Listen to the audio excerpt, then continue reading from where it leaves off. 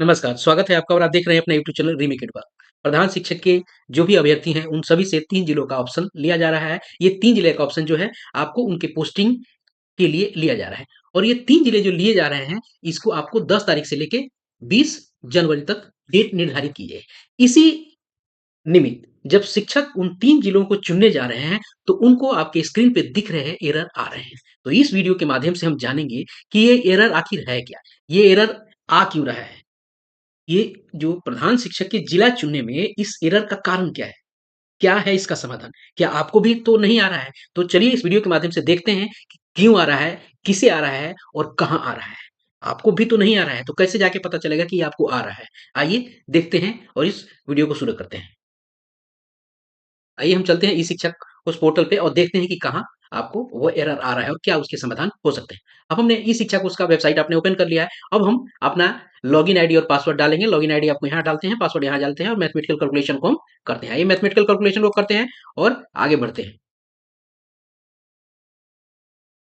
हमने mathematical calculation कर दिया है। अब हम आ गए हैं डैशबोर्ड पे और डैशबोर्ड पे वो दिखता कहाँ है? आपको पता है कि इन सब जितने भी आइकन्स दिए गए हैं, उस आइकन में आपको टीचर पे वो आपसे जिले का ऑप्शन माँगा जा रहा है। इस हम टीचर ऑप्शन को क्लिक करते हैं। जैसे टीचर का ऑप्शन क्लिक करते हैं, आपके लेफ्ट साइड में ध्यान दीजिएगा, यहाँ लेफ्ट साइड में आपको ऑप्शन ये choice of district of posting of head teacher, इसको ये शो कर रहा है और देखते हैं यहाँ एरर आ रहा है कि नहीं। जी, जी, यहाँ एरर आ रहा है।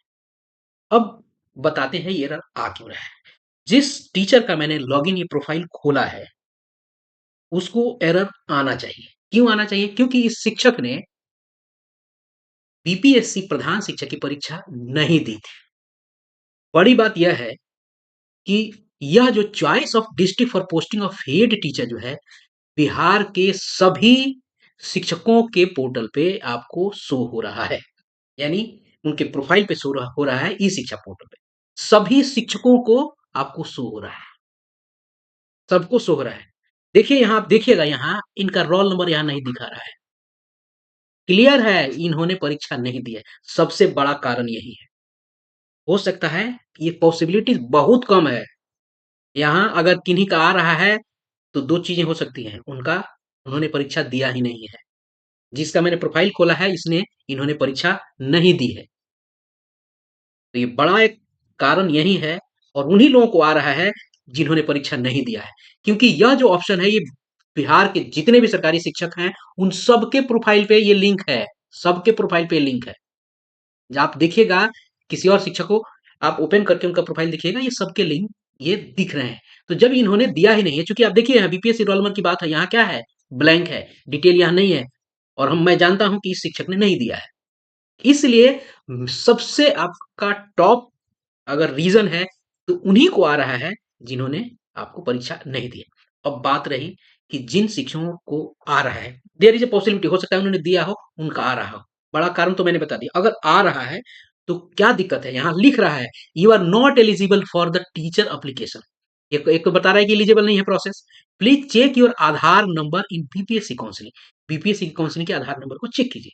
इन्होंने जब काउंसलिंग कराई ही नहीं, परीक्षा दी ही नहीं, तो काउंसलिंग में बात ही नहीं आती है। तो एक तो कारण हो गया कि नहीं आने का। दूसरा कारण मान लीजिए कि दिया और नहीं आ रहा है, तो आपको करना क्या है? अब इस परेशानी का सामना करने के लिए जो आप कर रहे हैं, आपको आपने अपने जिला के जो डीपीओ स्थापना है, उनके नाम से आवेदन पत्र लिखकर अविलंब आप जिला कार्यालय को दें। यदि आपने काउंसलिंग कराया हो, तो काउंसलिंग जो कराया होगा, तो उस जो काउंसलिंग का जो पत्र है, उसको अटैच कीजिएगा। आप अपने एडमिट कार्ड को अटैच कीजिएगा, जो आप एप्लीकेशन देंगे, एडमिट कार्ड को कीजिएगा। उसके अलावा आप क्वालीफाई हुए होंगे, उसका कुछ ना कुछ तो आपके पास होगा।